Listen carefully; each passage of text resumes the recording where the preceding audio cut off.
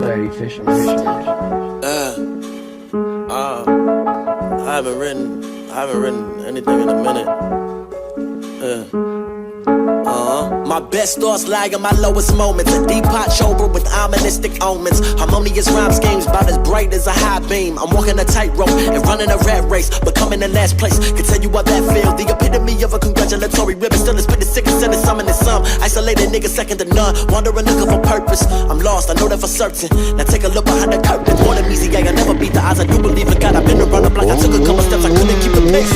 More than my most dramatic rant, that's just manic depression. Can't pull myself out of this hole that I was fucking left in. My mind's a landfill of landmines. Watch where you step in. Wishing that sanity would intervene and fucking step in. You know, they pull me back when I'm regressing. 27 years old, I still make the same mistakes as an adolescent.